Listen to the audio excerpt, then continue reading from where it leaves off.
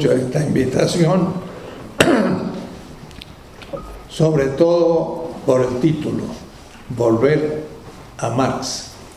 En realidad no hay que volver, para muchos han permanecido en él, pero hay gente que piensa que Marx ha sido superado, y lo peor es que otros que han sido marxistas han pasado a otros campos de batalla, y por eso sería y es importante volver a Marx. En general, la izquierda, después del 89, con el proceso de la perestroika y la caída de la Unión Soviética, se quedó un poco sin teoría, y los jóvenes que ahora tienen 25, 30 años, pues realmente ya en los últimos años no han podido leer seriamente una doctrina de izquierda que fundamente una praxis. Estamos faltos de teoría, y por eso que a veces también hay confusiones tan graves.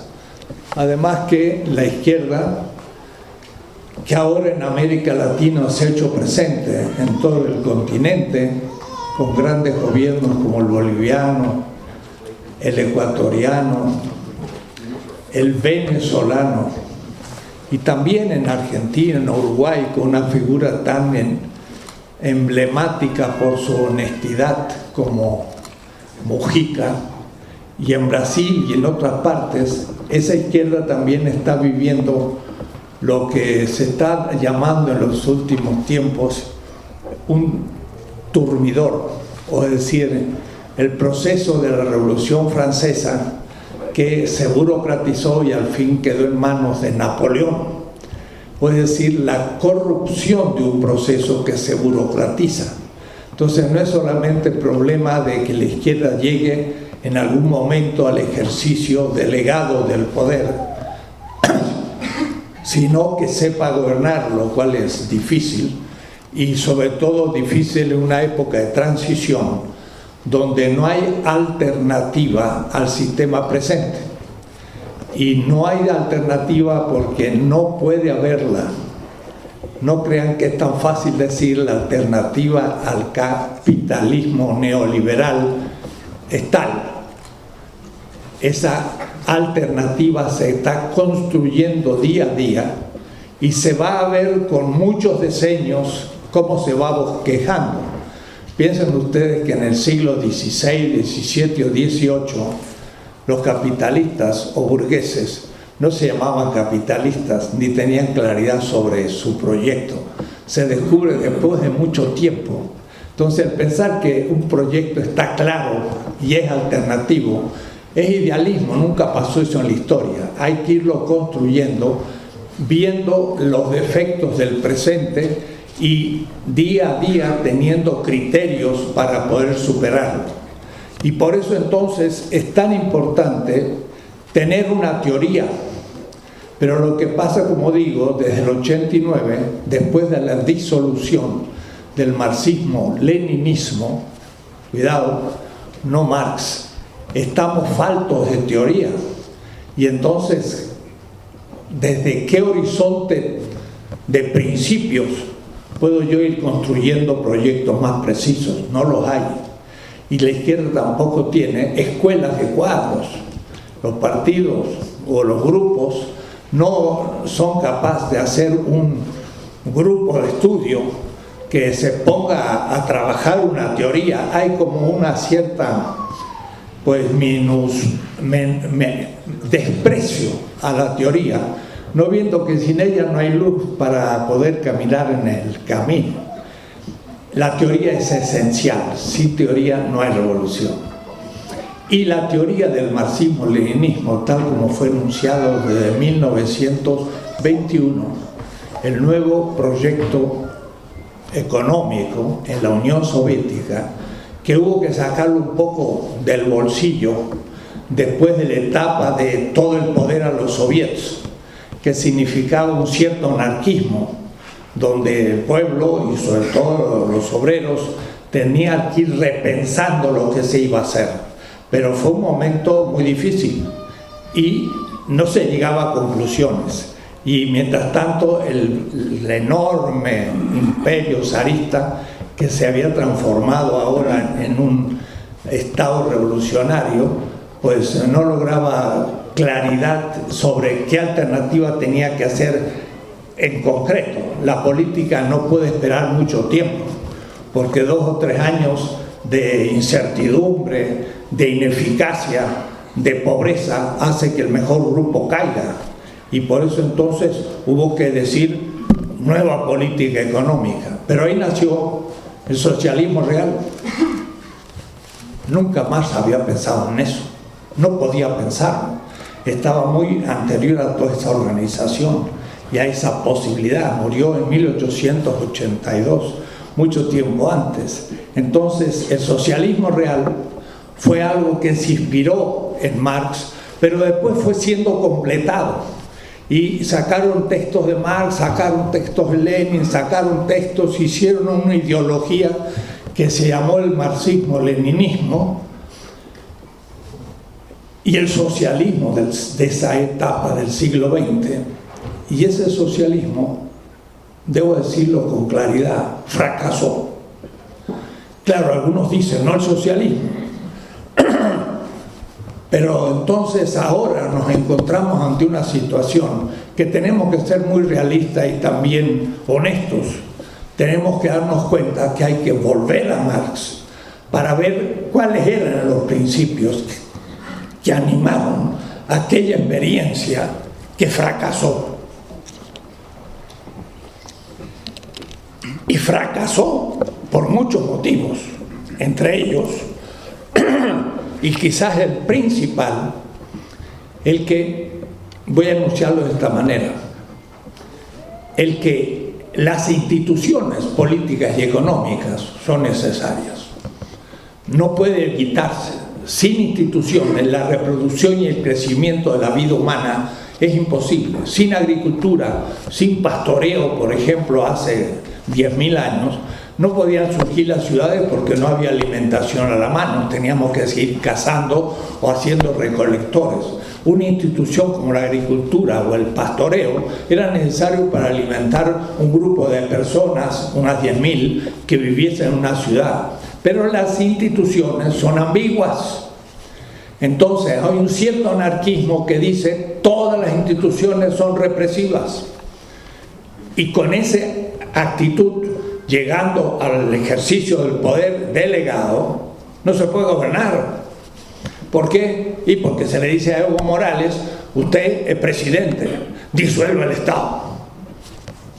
Hay que ser loco, ¿no? Pero eso es lo que pide un anarquista estricto. Las instituciones son necesarias, pero son ambiguas. Y su ambigüedad consiste en que se burocratizan rápidamente. Ese es el termidor, esa es la traición a la revolución. Voy a decirlo claro porque ya soy viejo, pasé los 80 en diciembre pasado, así que tengo derecho a decir lo que pienso.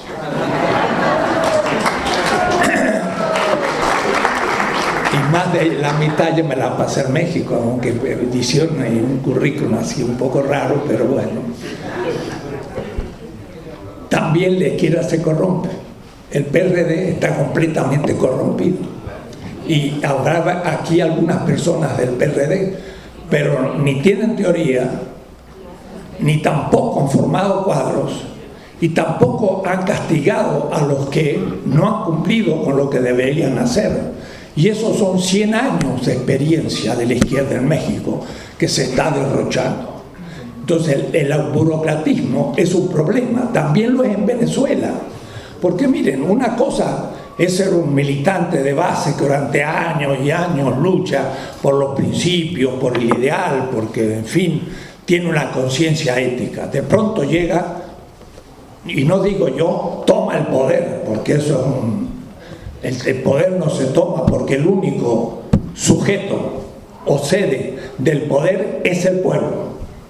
Y el Estado recibe el poder como delegación. Y la corrupción comienza cuando un representante se cree que es el sujeto del poder. Y entonces golpea la mesa y dice: yo soy el presidente municipal o el presidente sin más. Y se cree que él es el sujeto. Está corrompido, porque el sujeto del poder es el pueblo. Y se crean instituciones, y la macroinstitución es el Estado. Pero esa macroinstitución, que es necesaria y va a ser siempre necesaria hasta el fin de la historia, ay, me dirán ustedes, ¿no se va a disolver?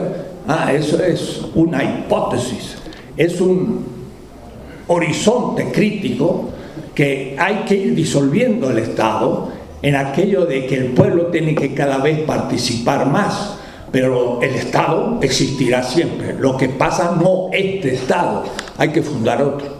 Pero digo, el que ha sido militante, entregado y ha luchado por principios, de pronto se encuentra investido de la responsabilidad del ejercicio del poder, empieza a cambiar un poco. Ya se viste de otra manera, ya tiene un buen salario, 5 o 6 veces más del que ganaba. ¿Y qué voy a hacer cuando deje de ser presidente o voy a ser miembro del Congreso o alcalde? Voy a tener que volver a trabajar como antes. Bueno, voy a hacer lo posible de conseguir otro puestito y seguir en la administración, y entonces pasa por mi mano mucho dinero y por ahí me tienta alguno, y eso es la burocratización. La izquierda también se burocratiza como cualquier ser humano. Entonces ahí tiene que haber cuadros bien formados, de los cuales cuadros uno puede elegir candidatos, pero no candidatos para sacar unos amigos o gente honesta, pero el que venga un poco, porque no tenemos partidos organizados, ni tenemos escuela de cuadros, pero no tenemos teoría para darle a los cuadros. Bueno, des en cuenta que el círculo es grande y la crisis es profunda, y por eso no es tan fácil. La izquierda también se burocratiza, es el turbidor, es el momento en que se invierte el proceso y el que estaba al servicio del pueblo empieza a servirse del pueblo. Es lo que Marx llama el fetichismo del poder. En vez de servir a la gente, se sirve de la gente. La política es muy simple. A mí me tocó el año pasado, ustedes se habrán enterado, ser candidato de rector de una universidad de la Ciudad de México. Eso era un lío. Los muchachos tenían ocupados todos los locales, los profesores, había una división gigantesca. Yo acepté ser rector y decía la antigua rectora: si es ilegal, le voy a hacer un juicio, voy a ir a la Suprema Corte. Era legal, yo acepté, pero dije, yo voy a ejercer un poder obediencial. Voy a obedecer profesores, alumnos y trabajadores. No voy a imponer nunca mi voluntad. Vamos a trabajar por participación y por consenso. Después de un año se pacificó completamente. No hubo más oposición. Subimos un 40% el presupuesto y fue un gobierno muy bueno. Y yo salí de ahí y volví a ser profesor como antes y me dije, la política es simple, pero si se es realmente un servidor y no alguien que se sirve. Y eso es lo que falta en los partidos muchas veces. Pero hablando de la teoría y volviendo a nuestro tema de hoy, Marx debe volver, pero no como marxista-leninista. El marxismo-leninismo, perdónenme, ha desaparecido. Marx está más presente que nunca. Yo vengo de la semana pasada, las 3 semanas que pasaron. Una me la pasé en Estados Unidos, en la Universidad de Johns Hopkins, y en New Jersey, una universidad de Rutgers, hablando de estas cosas en Estados Unidos. Y qué buena audiencia. Estuve en Alemania, hablé en la escuela de Frankfurt, donde es muy importante, y en Heidelberg. Pero lo más interesante es que la 3ª semana estuve en Marruecos, en Rabat, un filósofo mexicano hablando a islámicos, a gente del Islam. Ustedes me dirán, ¿y qué tiene uno que poder ofrecerles a este Islam con su Estado Islámico, con el terrorismo islámico y demás. Tenemos muchas cosas que ofrecerle. Y entonces yo decía, ¿cómo poder introducir a Marx en un pensador islámico? Porque es como el Consejo de Investigaciones Científicas de Rabat que me había invitado.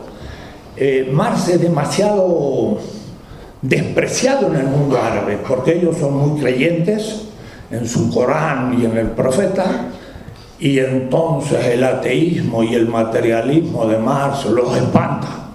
Así que ni hablan el Capital porque los espanta el ateísmo. Ellos son muy creyentes. Entonces yo empecé unas conferencias y poquito a poquito fui viendo el rostro de la gente, que eran como los aquí presentes, pero de un nivel muy alto. Estaba el ministro de Economía de Marruecos, había el alcalde de la ciudad de Rabat, había rectores, era una cosa muy interesante. Pero a medida que avanzaba yo veía que podía ir hablando más y más. Entonces empecé a sacar a Marx mismo, no al marxismo. Y les voy a dar un ejemplo, así quizás algunos se escandalicen, pero lo hago para que empecemos de nuevo. Volver a Marx significa volver a algo bastante desconocido. No digo muy desconocido, pero digo bastante. Por ejemplo, a un árabe que es creyente, que no puede uno decirle hay que ser ateo para ser revolucionario, ¿cómo se presenta el tema? Mire, se presenta el tema como Marx lo había presentado. Marx en los manuscritos del 44 dice, voy a tomar esto como un ejemplo y después podré ir dando muchos otros, para ver que Marx pensaba de otra manera de cómo lo hemos interpretado, y nos va a dar mucho más fruto ahora aún que antes.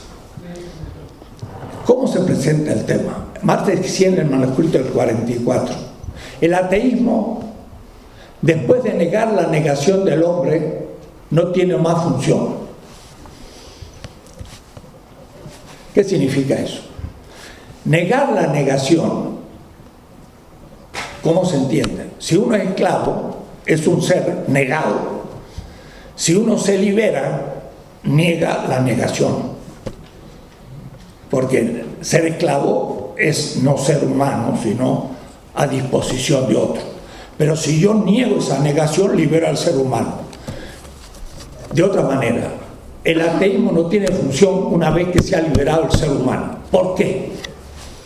Porque esto tiene que ver con una propuesta de Proudhon, que los marxistas saben que escribió un libro que se llamó Filosofía de la Miseria, que Marx escribió otro que se llamó La miseria de la filosofía. Pero nadie lee el de Proudhon. Y mira lo que dice Proudhon en el prólogo. Después de haber reflexionado en el secreto de mi corazón, el fundamento de las revoluciones sociales, he llegado a la conclusión, no se escandalicen, de que Dios es la hipótesis necesaria. ¿Qué significa eso? Significa lo siguiente. Piensen ustedes, por ejemplo, Egipto, allá en la época de los faraones. El faraón era un dios. El emperador romano también era un dios. Los esclavos estaban dominados por el faraón, que era un dios. ¿Cómo podía yo negar la esclavitud si no negaba la divinidad del faraón que justificaba a los esclavos? Debo negar la divinidad del faraón y decir, usted no es Dios. O es decir, ser ateo del faraón para entonces poder liberar al esclavo. El ateísmo del sistema como condición de liberación del oprimido. Y entonces quiere decir que negó todos los dioses. No, negó los dioses del sistema. No sé si ustedes han visto un dólar. Es un billete verde, pero ahí dice en inglés, in God we trust. En Dios nosotros confiamos. el dinero dice eso. Quiere decir que en cierta manera están divinizando el dinero. Porque en realidad lo que yo confío en el dólar. Y God, Dios, se escribe G-O-D. Tendría que tener un pizarrón. Y yo siempre digo, no, lo que pasa es que ahí le falta una L. En gold significa en el oro nosotros confiamos, no en Dios. Entonces, Marx era ateo del capital. Y decía, el capital no es Dios. Ese es su ateísmo. Y después dijo más nada. Entonces llegaba el marxista-leninista a un pueblo de indígenas o de cultura originaria en Oaxaca y decía a la gente, hay que ser ateo para hacer la revolución. Y los indígenas decían, ¿quién será este personaje? ¿Me va a negar a mí mis dioses y mis santos, que lo tengo aquí desde siempre? Pues váyase usted a la ciudad a seguir con su cuento. Y nunca aprendió en el campo. ¿Por qué? Porque planteó mal el marxismo-leninismo el tema del ateísmo. Ateísmo era no creer en los fetiches que el hombre hace en la tierra. Y hay muchos que dicen, yo creo en Dios, como los del PAN, creen en Dios. Y en realidad afirman la divinidad del dinero. Esos sí que son ateos. En nombre de Dios. Puedo decir, hay que entender la dialéctica. Marx nunca dijo que había que negar un Dios que afirmara la liberación. Puedo decir, si un Dios entusiasmó a los esclavos a dejar de ser esclavos, como el relato del Éxodo, pues es un Dios que si no existiera, pues hay que crearlo. ¿Qué tal? Falló el marxismo-leninismo, porque claro, la iglesia bizantina en Rusia era un poder como en México, y esa iglesia había invertido el cristianismo, porque no moría crucificada como el fundador del cristianismo, sino que moría en 5 colchones de viejo los obispos, no crucificados. ¿Por qué? Porque habían justificado el Estado del Imperio Romano, feudal, español en la conquista y ahora en contubernio con el Estado opresor. Eso no tiene nada que ver con el tema que estamos hablando, eso es fetichismo también. Entonces, miren, en un tema tan central, cómo equivocó el marxismo-leninismo el tema, porque pensó que había que ser ateos de todos los dioses, aún de aquellos que el pueblo en su historia milenaria había ido creando. Yo tengo que respetarlo, no puedo negárselos. Entonces la cuestión era otra. Lo mismo sobre el materialismo. Dicen, materialismo significa que todo es materia. La dialéctica materialista, astronómica, física, todo es materia y de ahí sale todo. ¿Lo dijo alguna vez Marx? ¿Dónde? ¿En qué texto? Yo lo conozco, he hablado de esto mismo ante 200 profesores en la Sorbonne en París, marxistas, en un seminario de los sábados hace un año, y les citaba cada texto que mis colegas profesores de filosofía franceses, wow, se quedaron calladitos y no me pudieron negar. Materialismo para Marx no tiene nada que ver con que la materia sea primero y el espíritu después. Materialismo significa, ¿qué es primero? ¿El trabajo humano o la naturaleza como materia de trabajo en vista de la vida? Si yo digo, es primero la materia del trabajo que el trabajo, es absurdo, porque la naturaleza como naturaleza no es materia de trabajo, si no hay trabajo. Marx dice, no me interesa la naturaleza como naturaleza, debe ser alguna isla coralífera de reciente formación en Australia. ¿Qué significa? A mí no me interesa la naturaleza como naturaleza, porque el ser humano ya ha ocupado toda la naturaleza en la tierra y la ha hecho cultura. la ha hecho lugar de trabajo. Naturaleza como naturaleza debe ser alguna isla coralífera en reciente formación, porque enseguida la van a explotar de alguna manera y la van a hacer objeto de trabajo y ya no va a haber ninguna naturaleza. A mí lo que me interesa es la naturaleza como materia de trabajo. ¿Qué es primero, el trabajo, sujeto, o la materia, objeto? El materialismo dialéctico decía, y el leninismo, primero la materia, después el sujeto. Marx decía, primero el sujeto de trabajo, después la materia del trabajo. Sin trabajo no hay materia de trabajo. Marx estaba en contra del marxismo-leninismo. Y así yo le puedo destruir todo. Por ejemplo, habló más de la infra y supraestructura. Sí, en el prólogo de un libro de 1859 que se llama Zur Kritik, hacia la crítica a la economía política, Marx dice que la supraestructura y la infraestructura, 3 líneas. Todo Marx nunca escribe una página sobre este tema. Si hubiera escrito una página, por lo menos le hubiera dado importancia. Nunca escribió una página sobre la suprainfraestructura. Entonces el marxismo-leninismo dijo, la economía es la infraestructura y la supraestructura es la política y la ideología. ¿Cuándo dijo eso Marx? Nunca. Marx dijo, toda determinación es una determinación determinada. Por ejemplo, una mercancía es una determinación del capital, es intrínsecamente política. ¿Por qué? Porque esa mercancía va a ser propiedad privada de alguien, pero la propiedad privada no es un problema económico, es un problema del derecho, por lo tanto un problema político. Si no hubiera propiedad privada de esa mercancía, no sería capitalista, sería común. Por ejemplo, entre los incas, como decía Carlos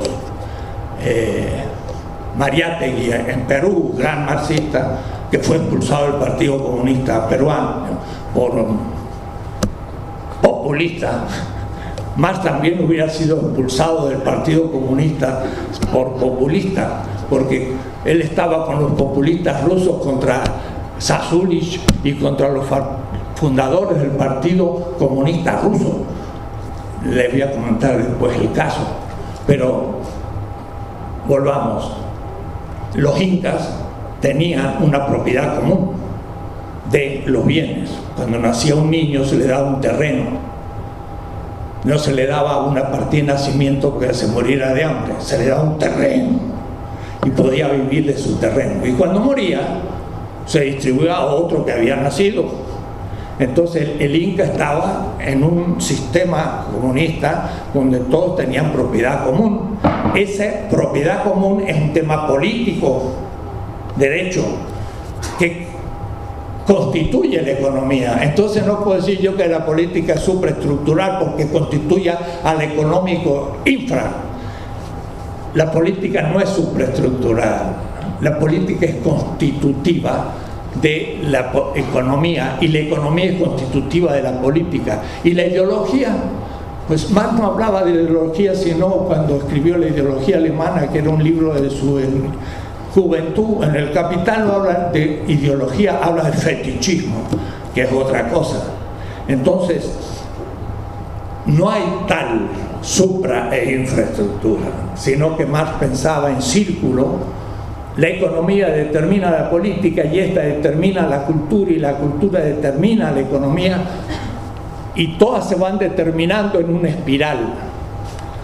No hay entonces la primacía de la economía. En la Revolución Inglesa había burgueses, allá con Concord en 1688. Pero estos burgueses eran muy pocos y el mundo todavía era feudal. Hicieron un golpe de Estado y tomaron el poder en la Revolución Inglesa. Y entonces hicieron el Parlamento. Y desde el Estado, los burgueses hicieron la economía que se expandiera en toda Inglaterra. Puede decir que la política determinó la economía. Así como la economía había determinado el pequeño grupo que se había apropiado primero. ¿Cuál es la última instancia? Lo dice Engels. Miren cómo lo dice. La última instancia en la interpretación materialista de la historia es la vida y la vida inmediata. Prólogo del origen de la familia. La vida es la última instancia, no la economía. Y la economía está muy próxima a la vida. ¿Por qué? Porque en el sistema produce los bienes que son satisfactores de mis necesidades, y si yo no puedo comer, me muero de hambre. Y quien produce los bienes es la tecnología agrícola, pero es dentro de un sistema económico. Entonces la economía está muy cerca de la vida, pero lo último es la vida humana.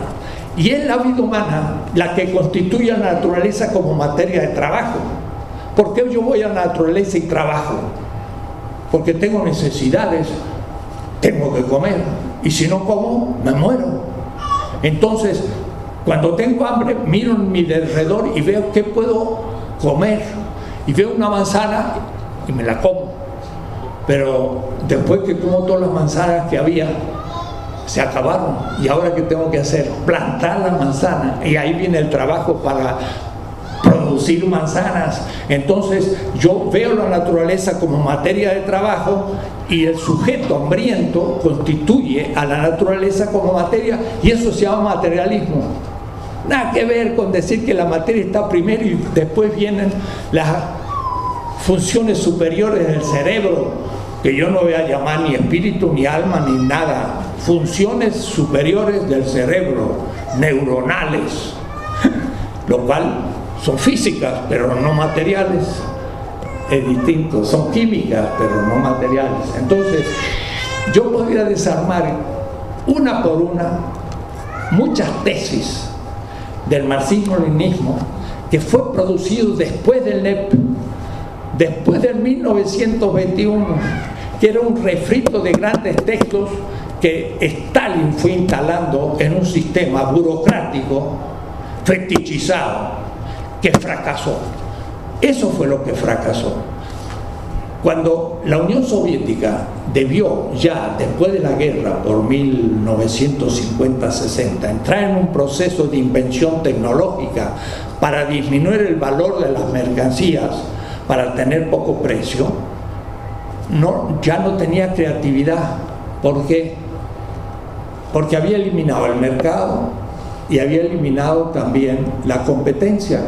Creyó que la competencia no era socialista, más nunca había dicho eso. Lo que pasa es que no escribió el gran tomo sobre la competencia. Pero la competencia hace que si usted produce esta mesa con 10 de valor y el otro tiene mejores sierras y mejores instrumentos y la hace con 8 de valor, y el otro lo hace con 6 de valor, 10, 8, 6, ¿cuál va a ser el precio? 8, la media. El que produjo con mucho valor pierde, el que produjo con el valor del precio recupera lo que puso, y el que produjo con menos valor se chupa lo que le sobró al primero y tuvo extra ganancia. Y entonces el que vende más caro de lo que le costó porque tiene mejor tecnología destruye al que tiene peor tecnología, y esa es una competencia salvaje en el capitalismo. El que no se renueva desaparece. Pero ¿qué hacía la Unión Soviética para instalar la nueva tecnología? Era una disposición del burócrata. Ahora vamos a usar esta tecnología para producir un camión. No había competencia. Entonces el ingeniero que lanzó un satélite a la Luna, que pudo hacer los grandes inventos, ni se le reconocía en el sueldo. Y la gloria que tenía ese ingeniero se lo ponía como medalla el burócrata. El que llegó a la Luna, el hombre que llegó a la Luna, un ruso, pues lo premiaron, pero nadie premió el equipo de ingenieros que había producido eso. Entonces dijeron, pues aquí no se da ningún beneficio ni ningún mérito al que inventa. Y entonces la Unión Soviética tuvo poca invención y no tuvo un sistema de subsunción de tecnología en el proceso productivo. Y cuando ya llegó la crisis final y Gorbachov dijo, producimos con demasiada, y él usó la palabra con demasiado trabajo. fue correcto, pero no del todo marxista. Tendría que haber dicho, producimos con demasiado valor. Un camión con mucha tecnología, pongamos que necesita para todas sus partes 10.000 horas de trabajo. Si no tengo buena tecnología, en vez de 10.000 uso 20.000 horas de trabajo. Y entonces ese camión está malversando trabajo y energía, y entonces ya no pudo competir más con Occidente. Pero el problema era que se retrasaron tecnológicamente porque el sistema político tampoco estaba garantizado con el apoyo popular. Dijeron que la democracia pues era una cosa burguesa o que era un centralismo democrático, confundiendo democracia con liberalismo. El liberalismo democrático no tiene nada que ver con la democracia. Hablar de democracia significa un sistema de legitimación que se apoya en la participación del pueblo. Eso es democracia. Y porque el pueblo participa, el pueblo apoya lo que se decide, y entonces el sistema funciona porque es legítimo. Pero si el pueblo no apoya, ¿por qué? Y porque los bolcheviques tuvieron que ser, en la época de la lucha contra el zar, un grupito pequeño que no podía ser sino secreto, pero después que hicieron la revolución siguieron y siguieron y siguieron, y nunca hubo una consulta al pueblo. Y eso produjo la burocratización, que también se puede producir en Venezuela o en cualquier país, y hay que tener mucho cuidado. Eso es el punto en que la izquierda se corrompe. Y bueno, se vino abajo todo el sistema. Hay que ahora empezar de nuevo. Pero hay que empezar también volviendo a Marx, y no al marxismo-leninismo. Porque el marxismo-leninismo fue una ideología productivista. El capitalismo dice, es racional aquello que aumenta la tasa de ganancia. Si yo pongo un dinero y saco más de lo que puse, está bueno. Si saco más, es más racional para el capital.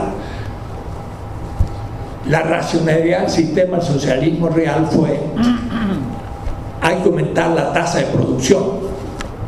Hay que producir más, lo cual está muy bien, porque hay que producir más trigo, más bienes, para que la gente pueda consumirlos y sea más feliz. Pero lo que pasa que después no se podía distribuir, porque se tenía que acumular en la defensa, lo cual era necesario, pero además tampoco había participación en la manera como había que distribuir. Entonces, aunque aumentaba la producción, no necesariamente aumentaba el consumo de la gente, y un día explotó.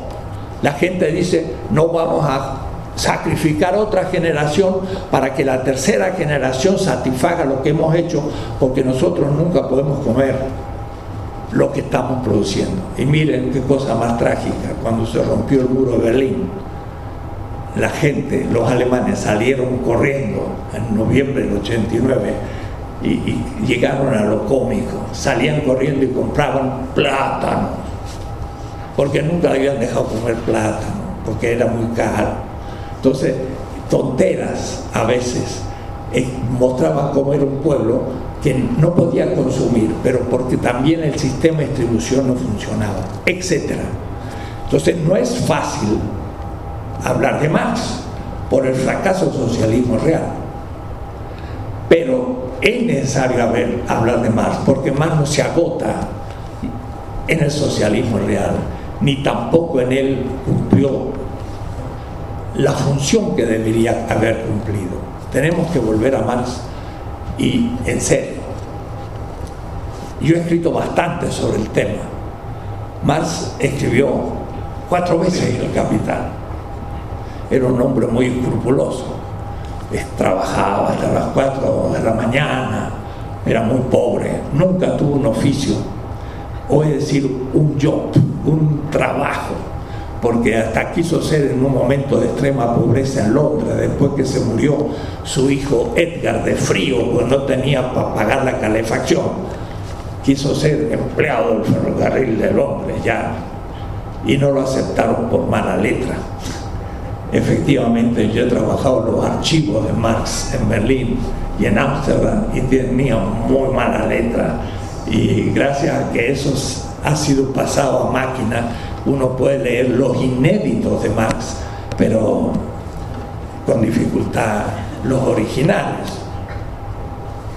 Marx escribió 4 veces El Capital.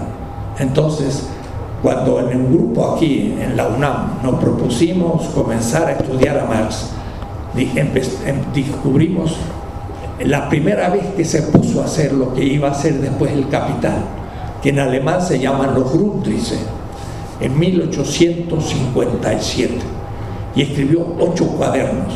Entonces agarramos un equipo y nos pusimos a leer línea por línea, y yo hice un comentario, y ese comentario se publicó en Siglo XXI, en un libro de 400 y pico de páginas, donde yo comento línea por línea cómo Marx va construyendo sus categorías y qué es lo que hace, ¿no?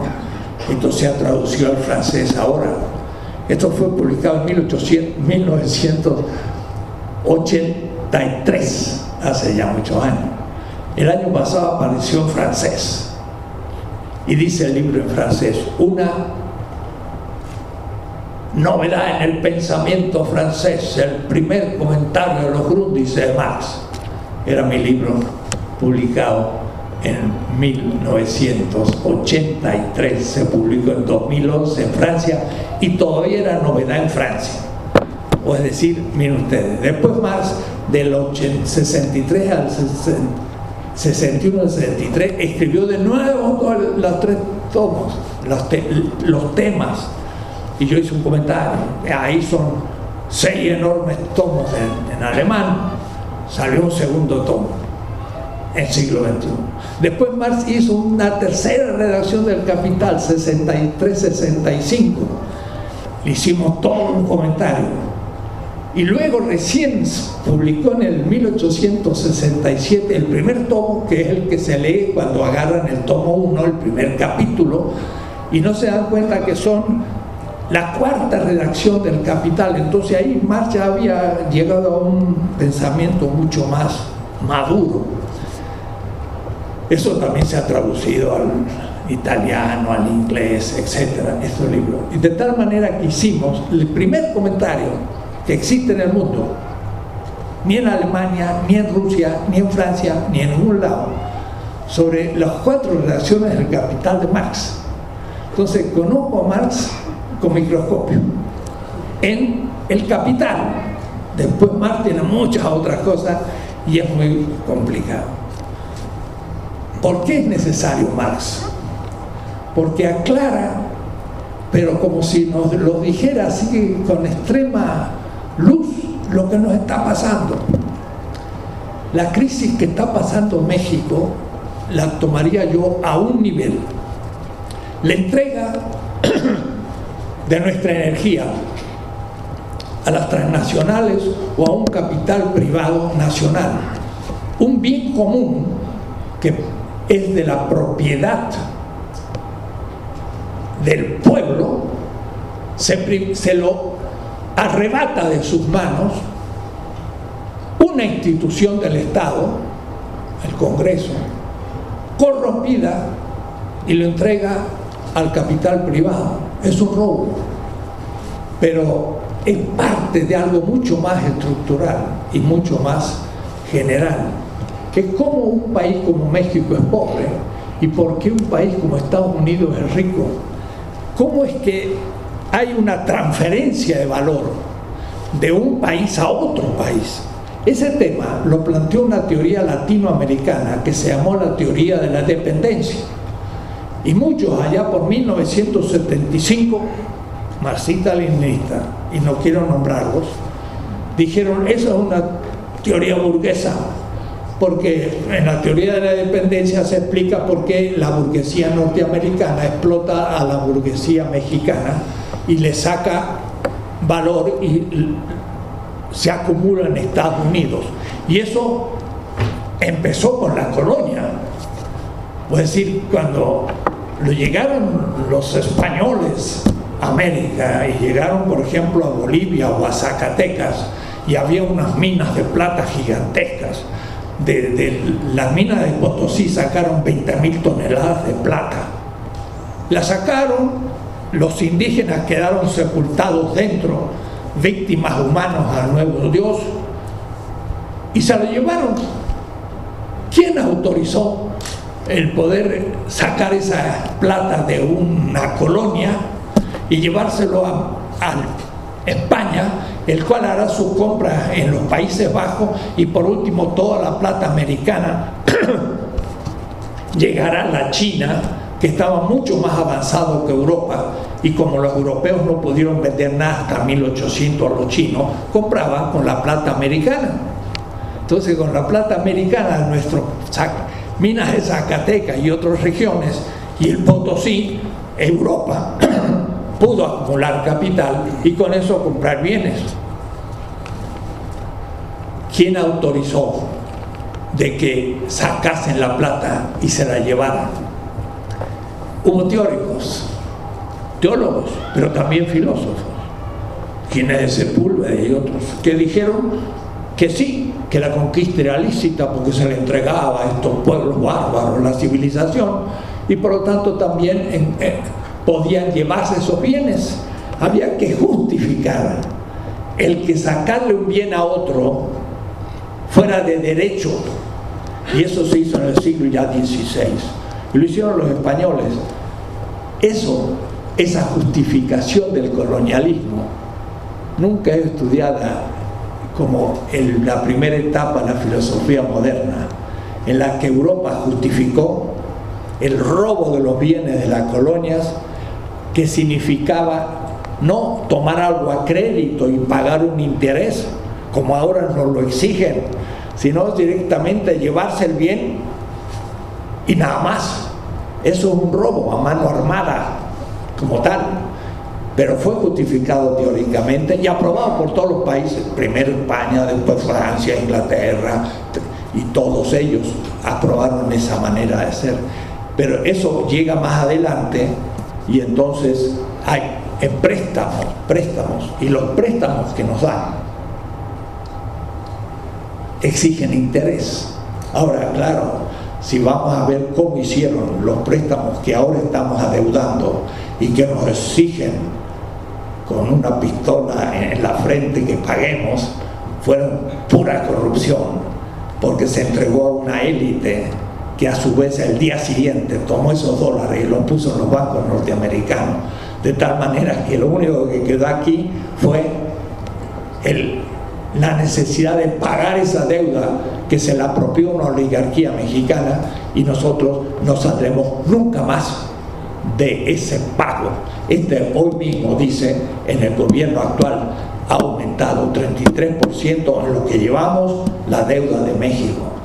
Ese es un mecanismo de extracción de plusvalor de la periferia al centro. Ahora, el gran mecanismo de extracción de plusvalor no es solamente el robo del monopolio, sino aún en la competencia.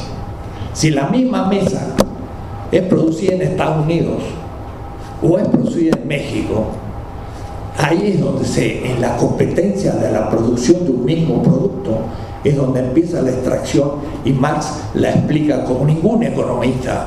Por ejemplo, usted no se ha preguntado por qué una maquiladora que está en Ciudad Juárez cruza la frontera y instala 5 kilómetros al sur una maquiladora, y luego pasa la frontera 5 kilómetros al norte. ¿Para qué hizo ese movimiento? Que pasó la frontera y parecería que para hacer turismo. ¿Por qué? Miren qué simple. Un capital norteamericano que tiene más desarrollo tecnológico, o es decir, para hacer una mesa tiene mejores máquinas y usa otro tipo de madera conglomerada más barata o con menos valor, como tiene más tecnología, produce el producto con menos valor. Entonces instala su tecnología en una maquiladora en México. Dicen que el capital está globalizado, es mundial. Usted manda $1 a cualquier lado, lo hace inmediato. Manda la Coca-Cola a cualquier lado, lo hace inmediato. Pero el capital no es solo capital financiero o capital comercial, es capital industrial. Necesita trabajo humano. Y eso también es lo que el capital subsume. Y los cuerpos de los trabajadores no están globalizados. Tienen pasaporte y no pueden pasar la frontera. Y cuando pasan, miren cómo quedan en el desierto, mueren. Y en el Mediterráneo, ahogados. En el otro lado, desecados. Miren qué cosa. En uno, hay demasiada agua. En el otro, no hay agua, pero los pobres se mueren. ¿Por qué ponen el capital? Miren qué simple. Si yo pongo una maquiladora para hacer un producto de alta tecnología norteamericana en una ciudad nuestra, en Tijuana, absorbo el salario mexicano, que es bajo, 3 veces menos que el norteamericano. Y entonces ese producto, cuando compite con otras fábricas mexicanas, tienen el mismo salario, pero como tiene mejor tecnología, tiene menor valor su producto, tiene menor precio y liquida todo lo nacional. Miren, estamos llenos de supermercados, de Oxxos, de todo, y hasta el capital mexicano empieza a desaparecer. Aún la burguesía. Por eso un izquierdista marxista decía, la teoría de dependencia es burguesa, porque está hablando de la competencia entre burguesía, y esto no es un problema de Marx. No habían leído a Marx. Marx dice, un capital explota al trabajador y saca plusvalor, pero un capital puede explotar otro capital y también saca plusvalor del otro. Eso se llama la competencia. No lo había estudiado la izquierda leninista. ¿Por qué? Porque no había terminado de leer seriamente a Marx.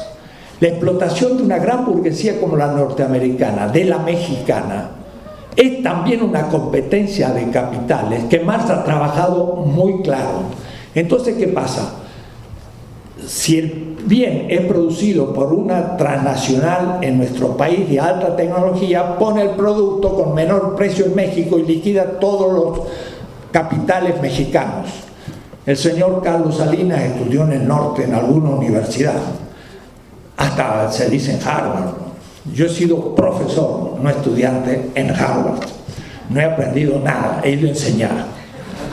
Los nuestros van a aprender y a cumplir las consignas que les dan. Son idiotas útiles. Y repiten lo que ellos necesitan para que nos exploten. Entonces, no se dan cuenta que por eso dijo lo siguiente: vamos a hacer el Tratado de Libre Comercio y vamos a competir. Y entonces en la competencia vamos a aprender a competir. Yo siempre digo, mire, es como en una pelea de box, ya que estamos ante una gran pelea de box. Un peso máximo 110 kilos con un peso mínimo 50 kilos, que venga un iluso y decir, van a aprender a pelear en el ring. Entonces suben los dos al ring, un gigante y un enano.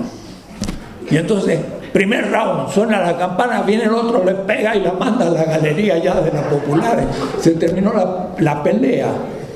¿Cómo va usted a aprender a producir con bajo valor en una competencia absolutamente desigual? Era una mentira lo que nos estaba diciendo el señor Carlos Salinas de Gortari. Abrió la frontera y nos destruyeron, y nos están destruyendo aún en el campo de la producción diaria. Sudcorea durante 20 años cerró las fronteras, evolucionó 6 ramas de la producción sin competencia, ayudando. Automotriz, ustedes ven los autos sudcoreanos, electrónica y otras cosas. Y cuando ya estaban para poder competir, abren la frontera y resisten la competencia. Eso significa tener 2 dedos de frente y haber estudiado lo mínimo de economía. Los nuestros son todos corruptos y lo que quieren es la tajada que les den, y así estamos en este momento. El capital entonces transnacional con mayor tecnología liquida todos los capitales nacionales, pero después pasa a la frontera del norte y su producto en el norte compite con los productos del norte y como tiene bajo salario mexicano subsumido, liquida también a los capitales nacionales norteamericanos que pagan altos salarios. Quiere decir que como en el Villar es un partido a doble banda, liquidan a los capitales periféricos y a los capitales centrales. Y además, el salario no pagado del norteamericano, pagando un poco salario mexicano, es una transferencia de valor al norte. Así nomás nadie lo ve y nos están robando. Eso de lo que no se ve. Ahora, de que nos saquen el petróleo y que nos pongan en sus productos donde tienen monopolio altos precios y que cuando compran nuestros productos agrícolas tienen ellos el monopolio de la compra y nos ponen bajo precio. Esos son 7 mecanismos por los cuales traen riqueza de la periferia y no hay solución. Somos pobres y vamos a ser mucho más pobres si no cortamos la relación. Por eso Rosa Luxemburgo decía reforma o revolución. No se puede decir al esclavo trabaje más para un día llegar a ser libre. No, trabaja más y el dueño tiene más dinero para ponerle mayores cadenas. Tiene que cortar las cadenas y decir me voy de la relación. Entonces Marx explica perfectamente el mecanismo de transferencia de plusvalor de un capital nacional menos desarrollado a un capital nacional más desarrollado en el mercado mundial. Lo explicó parcialmente en cientos de textos que había que leer todo más para descubrirlo. La izquierda no lo había hecho. Y entonces no dio importancia a la teoría de la dependencia. Y entonces fue una izquierda que no entendía el tema de que había también una competencia entre burguesías y apoyar una burguesía nacional en un momento crítico es un paso adelante porque al menos queda en el país cierto parte del plusvalor y no se lo lleva a la otra. Entonces hay que dar por pasos en los procesos. Marx nos autoriza justamente a entender no solo la explotación capital-trabajo, que yo llamo vertical, a la explotación capital-capital, que llamo horizontal, donde se puede producir la competencia entre dos capitales, uno más técnico liquida al otro, entre dos ramas de la producción, una liquida a otra, y entre dos países. Y hay una media tecnológica de composición orgánica en un país superior a la otra, y cuando compiten en el mismo mercancía, uno pone menos precio, liquida en la competencia al otro y lo absorbe y pasa riqueza del país periférico al centro. Eso no es tan fácil. Todos nuestros economistas de la Secretaría de Economía, del presidente del Banco de México, todos que han estudiado la mayoría en el ITAM, no saben de estas cosas, porque las desprecian, porque creen que son ideologías. Nada, son ignorantes, no son científicos y los tenemos de responsables. Claro, se corrompen después, salen casas blancas, salen casas en una colonia de golf, en Malinalco, y vemos entonces que esta gente está trabajando para aquello del año Hidalgo, nomás que el año Hidalgo no es el sexto, sino desde el primero empieza para que no lleguen tarde y no nos están dejando nada. Hay que volver a Marx y hay que tomarlo con cuidado, porque no es lo que nos decían, es algo mucho más profundo. En el fondo Marx tiene lo que yo llamaría una metafísica de la vida y la muerte. La vida es lo que Marx propone como el criterio fundamental. Por eso le llama al trabajador trabajo vivo. Y el trabajo vivo objetiva su trabajo y pone su vida en el producto, en la mesa del carpintero, pero a eso le llama él trabajo muerto. Es el valor de cambio. Entonces hace una antropología. Si alguien me roba en aquello que yo produjo, me roba parte de mi vida, y es una ética. el marxismo-leninismo leyó de que Marx criticaba la moral burguesa. Claro que criticaba la moral burguesa, pero después no sabía elaborar la ética marxista y creía que Marx no hablaba de ética, sino de ciencia. Y lo peor todavía, la ciencia la definía como los científicos burgueses, siendo marxistas. Y entonces, bueno, en la última etapa, hasta dudaban ya si Marx era científico, pero en la definición quedaba un Popper, por ejemplo. Lo que pasa es que el concepto de ciencia de Marx era distinto y era mucho más profundo.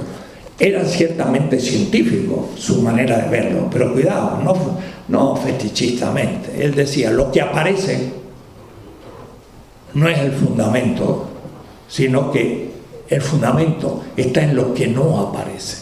Lo invisible hay que descubrir y pasar de lo que aparece a lo que no aparece. En eso consiste la ciencia. Si yo veo, por ejemplo, que hay ganancia, eso aparece en el mercado, sacó tanto de ganancia, pero ¿dónde viene la ganancia? ¿Cómo sale la ganancia? Entonces el capital dice, sale del riesgo que hizo, sale porque el empresario es inteligente y sacó ganancia. Marx va destruyendo uno por uno los argumentos. No es la ganancia simplemente porque el empresario es capaz. Capaz puede ser un empresario como un empleado de una empresa y ganaría su sueldo, pero no merecería más. Ahora, si saca más, entonces ¿de dónde viene? Y Marx analiza todos los conceptos y al fin dice, lo que pasa es que el trabajador reproduce el valor del salario en un cierto tiempo, pero después sigue trabajando. Y él le llama, en el plus tiempo, de plus trabajo, el trabajador crea valor de la nada del capital. Y el plus valor, el capital dice, yo lo creo. Marx dice, no lo creas tú, lo crea el trabajo vivo del trabajador. Pero tú le pagas más que una parte de la jornada. Y la parte que no le pagas es la que te produce la ganancia. Entonces le dice al obrero, tú eres la causa de todas las ganancias. El obrero no lo ve, porque dijo, ¿me vas a pagar tanto? Bueno, lo acepto. Y entonces cree que es justo lo que le paga porque es lo que habían acordado, pero es explotado porque produce más de lo que le pagan. Hay una parte no pagada, es un robo y eso se acumula y eso no ha podido ser refutado y eso está en el fondo de todo el sistema. Y la acumulación de plusvalor se aumenta con la competencia y cuando es internacional aumenta todavía más. Y entonces, a su vez, hay capital industrial, hay que ver cómo funciona. Entonces, los obreros tendrían que saber cómo funciona el capital. Luego, el capital comercial, cómo funciona. Y luego, el capital financiero, que ya saca dinero de dinero. Porque el capital financiero le da al comerciante un dinero, el cual le compra la mercancía al capital industrial, pero a su vez tiene que pagarle al capital financiero interés. Y además guardarse una ganancia comercial. Entonces hay tres ganancias. Ganancia industrial, la del empresario que produce la mesa. Ganancia comercial del que las vende, para hacerlo más rápido, le conviene al industrial porque ya las vendió y empieza de nuevo el ciclo. Y el capital financiero que le da el dinero al capital comercial, pero que le tiene que pagar el interés. ¿De dónde salen esas tres ganancias? En el tercer tomo del Capital muestra Marx que todo sale del trabajo del trabajador como plusvalor, son distribución del robo. Y en el caso del capital financiero, como ya es un banco con un dinero y el interés sale del dinero, ya no se ve que sale del trabajo. Y es tan grande la distancia que uno cree que el interés sale pues de la habilidad del banco y no sabe que sale de la explotación del obrero. Entonces corto la relación. ¿Y qué pasa? Hago del dinero un Dios, y inmolo a la humanidad a ese Dios. 55% del pueblo mexicano está debajo de la línea de la pobreza de Amartya Sen, un gran economista de las Naciones Unidas y premio Nobel, que mide la pobreza de una manera no por los dólares, mide la pobreza hasta por el peso de los fetos. Cuando pesa más, la madre estuvo mejor alimentada. Y por el número de libros que se leen, de horas, de radio, por muchas medidas. México es, después de Haití, uno de los países más pobres de América Latina. Bolivia era el segundo y ha reducido de 45% a 25% la pobreza con Evo Morales. Y en cambio México, solo el sexenio pasado, pasó de 50% del pueblo debajo de la línea de pobreza de Amartya Sen, que es ya pobreza, a 55%, es lo único que aumentó en el sexenio, la pobreza. 55% del pueblo mexicano está debajo de la línea de la pobreza. Y ahora con la privatización de la energía, vamos a pasar a ser casi uno de los récords mundiales. Vamos a pasar al 60% del pueblo en la miseria.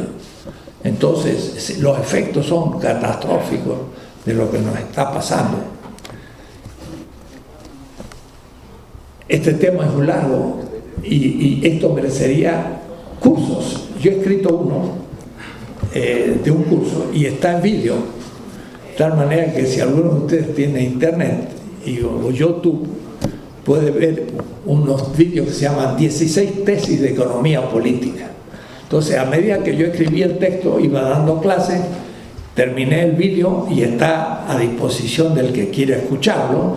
Son 16 clases de 2 horas, 32 horas de economía política, pero además está el libro del siglo XXI, que se puede comprar en cualquier lado y no está caro. 16 tesis de economía política. Ahí explico todas estas cosas, paso por paso. Puedo decir que realmente lo quiero ser en esto claro. Aunque no sepan nada de estos temas, si lo leen con detención, pueden ir entendiendo todo. Porque parto de lo más simple. Todo empieza con la vida. Y el ser humano es un ser viviente. Y el ser viviente humano es una corporalidad. Y la corporalidad tiene necesidades. Si yo no cumplo necesidades, me muero. Y la primera necesidad que tengo es comer. Miren qué interesante. A su vez, es el primer principio ético de una ética materialista. Pero cuando digo materialista, digo algo muy extraño. Hace 5.000 años, en Egipto, ahí son las pirámides, había un mito. Cuidado, los mitos son cosas serias, no son para los chicos, son relatos racionales en base a símbolos. Entonces, un buen marxista debe tener mucho respeto a los mitos, cuando son mitos del pueblo. Entonces, en los mitos de Egipto había un dios Osiris, que era el que hacía el juicio final. Ese juicio final es mítico, es un horizonte que permite encontrar un sentido a la vida. Yo siempre digo, no importa si es verdad o no es verdad, lo que importa es la vida que modifica, porque el que piensa que va a haber un juicio final, actúa de una manera ante un juicio final todos los días, y entonces es más honesto que el que dice nadie me vio, pues entonces lo sigo haciendo. Entonces los egipcios habían ya experimentado que mejor que un juez y la policía era meter en la conciencia ética de la gente los principios que hacen que ya no necesite un juez ni un policía, porque al juez y al policía lo tienen en su cabeza como obligación ética, lo cual hace un pueblo más fecundo y mejor.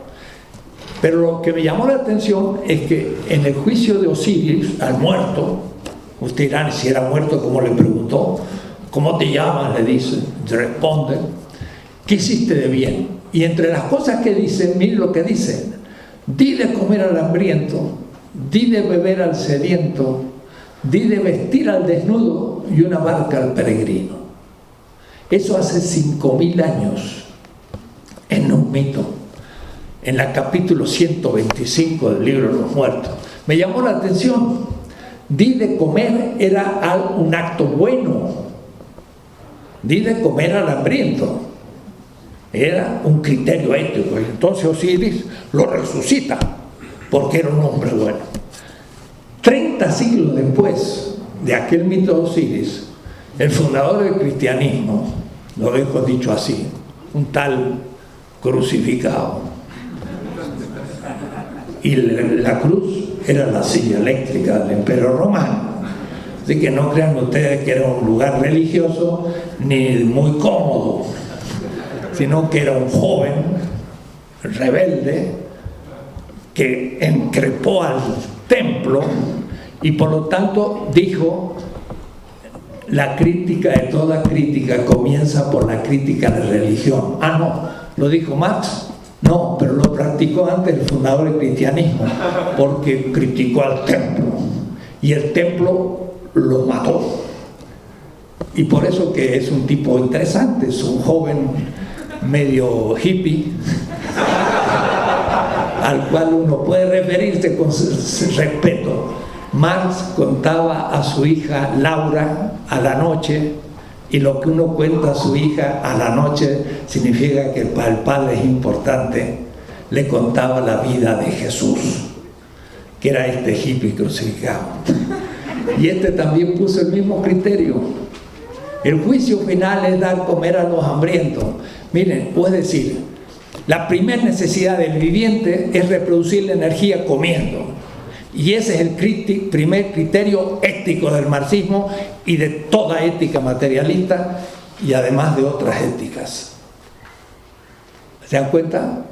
Si yo doy comer al hambriento, entonces es que soy solidario, soy comunitario, pero además si no doy de comer se muere. Entonces, de la necesidad surge el satisfactor, el bien que yo como, la manzana, y la consumo.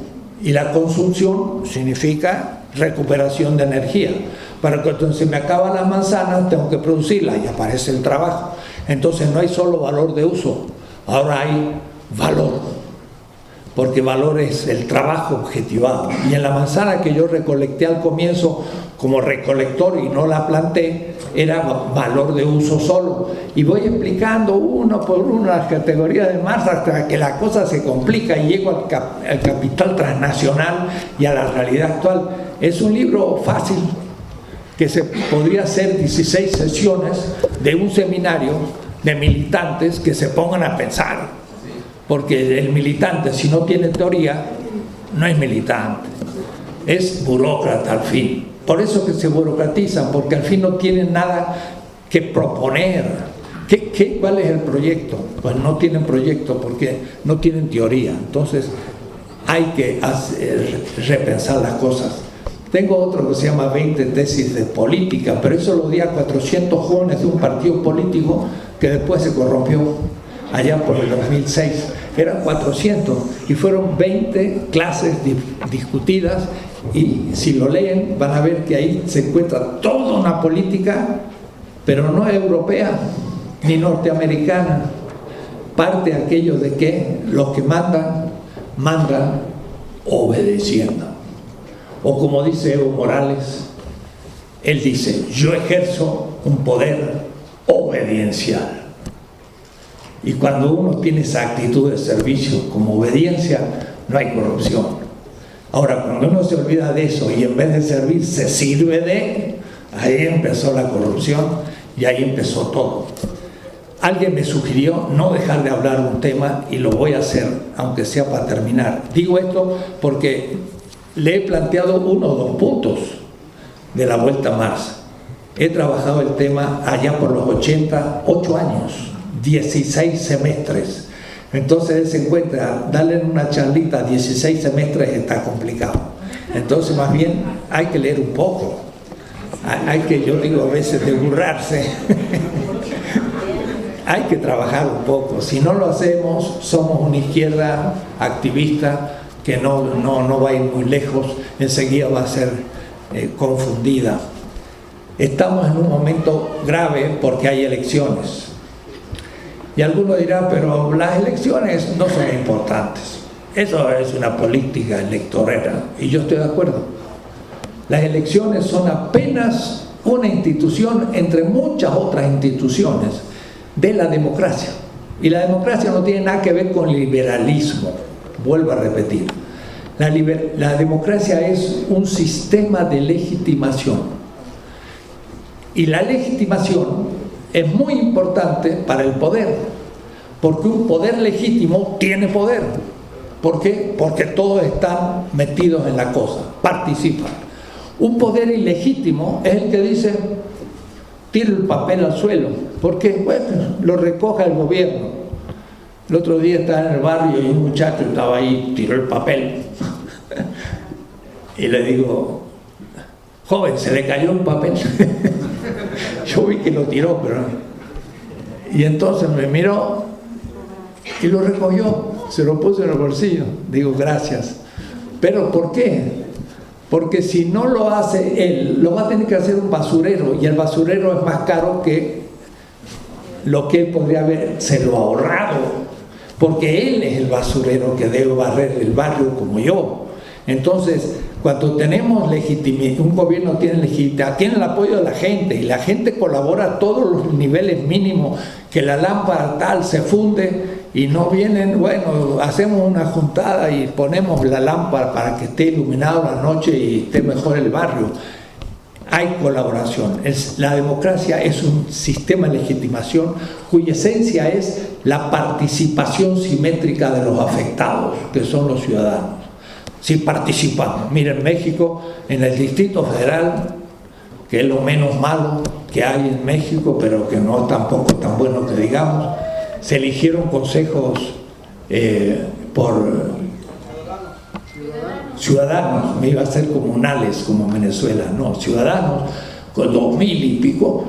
¿Y qué pasó? Por segunda vez no pasó nada, pues lo politizaron y no sirvió. ¿Creen ustedes que les interesaba darle cuerda y darle fuerza y hacer un presupuesto participativo donde los barrios participaran para distribuir el presupuesto del barrio y el delegado les diera esa potestad? No, ellos siguen guardando su poder. O decir, no hay participación. Y si no hay participación, no hay democracia. Entonces, la elección es algo secundario, pero inevitable. Es algo ambiguo, pero necesario, porque si no, ¿qué hacemos? Democracia directa. Nos reunimos los 10 millones de habitantes del Distrito Federal y las regiones limítrofes, ¿en dónde? ¿Y cómo vamos a hacer para trabajar 10 millones juntos? No se puede. Hay que elegir un gobierno. Entonces, es la representación. Y la representación es ambigua. No hay representación pura. Es siempre viscosa. Pero más, es inevitablemente no perfecta. O podría haber alguna institución política perfecta. Tendríamos que ser Dios. Y si no es Dios perfecta, es imperfecta. En filosofía se llama eso apodíptico, o es decir, es evidente. Nadie lo puede refutar. No hay institución política perfecta, es evidente. Si no es perfecta, es imperfecta, es evidente. Si es imperfecta, quiere decir que todo gobernante, en toda decisión, siempre va a tener algún porcentaje de error. Inevitablemente, porque el juicio no va a ser nunca cierto, sino se va a acercar a una cierta certidumbre. 2 más 2 es 4, es cierto, pero no es real, es una abstracción matemática, por eso es cierta. Pero cuando bajamos a lo concreto, se hace tan infinito que es imposible la certeza. Porque mi inteligencia es mala, no, porque la realidad es compleja. Entonces, dice un texto semita, el justo peca 7 veces por día. Aunque es justo, peca. ¿Pero qué hace? Mejor voy a preguntar, ¿cuántas veces peca el injusto? El injusto no peca nunca, porque como el presidente se nombra un juez que lo declara inocente, y ya no se habla más de la Casa Blanca, y cuando una periodista lo delata, la saca también y es inocente. El injusto es injusto porque al no reconocer su culpa no puede discutir con la víctima y corregir su error, irse a la cama con la conciencia tranquila porque cometió el error y lo corrigió. Pero el injusto justifica su error y se duerme creyendo que es inocente y no engaña a nadie, o cree que los otros son idiotas. Y eso es lo que cree que somos nosotros. Cree que el pueblo mexicano somos un pueblo de idiotas, que aceptamos las estupideces de nombrarse un juez para que lo declares inocente. Eso ya da un poco de rabia, porque digo, mire, no soy muy inteligente, pero no soy idiota. Así que me está insultando usted al nombrarse un juez que lo va a declarar inocente. Y después mete otro amigo en la Suprema Corte y aquí y allá. Entonces ya nadie sabe quién es culpable. Bueno, como ningún sistema es perfecto y siempre el error es posible, no podemos pedir lo perfecto como criterio de elección. Elegir los representantes es necesario, pero es ambiguo. Hay que elegirlos, porque no se puede sino hacer democracia directa. Y eso es ambiguo, sí, señores. Y no hay ningún candidato perfecto, eso es humano. Nunca lo habrá. Nunca habrá un candidato perfecto. ¿Qué es lo que habrá? Candidatos mejores y peores. Y hay que entonces calibrar. Decía mi madre que tenía solo escuela primaria. Un voto en blanco es un voto en contra. Y era una mujer muy inteligente, pero con poca escolaridad. Es un voto en contra de ¿qué? De lo que debí haber yo visto como al menos el menos malo. Y dejé que subiese el peor, que está esperando que yo no vote. Porque si yo me creo honesto, lo que quiere es que no vote ningún honesto. Y si vota el 10% en vez del 100%, entonces va a notar que la ciudadanía está en contra. Por supuesto que sabe que está en contra, y no le importa que esté en contra si gana la elección entre los 10 por 6 votos contra 4. Que en el porcentaje del 100% es el 6%, pero sale con carros llenos. Y en ese caso, el que no vota y es honesto, le está faltando inteligencia política. Cae en un moralismo abstracto. Hay que votar, y hay que votar al que ustedes consideren que es menos malo, o en el caso que sea bueno. Pero estamos ante ese hecho, porque hay una cierta izquierda que dice hasta lo mejor que hay en este momento en México, no vote. Y si no vota, ¿quién va a votar? Los que ya sabemos. Y van a ganar y los van a tener que soportar como el alcalde de Iguala, porque vamos a elegir alcaldes de Iguala si los buenos no votan. Y después nos vamos a quejar, pero entonces yo le voy a decir, usted no votó, así que cállese la boca. No puede quejarse, porque no hizo nada para evitarlo. Cuidado, porque no votar es una responsabilidad también. Ese ya no tiene nada que ver con Marx, pero es un tema actual. Y Marx me lo autoriza porque pensaba en la Comuna de París, que significa participación popular. En fin, ese como otros temas es lo que nos aprieta en estos días. El país está como tocando fondo, pero parece que el fondo está muy profundo y nunca llegamos al fondo. Pero no hay que perder la esperanza. Es lo último que pierde el pobre, la esperanza, porque si pierde la esperanza se muere. Tiene que seguir luchando por una voluntad de vida. Decía un autor, Wilhelm zum Leben, una voluntad de vida.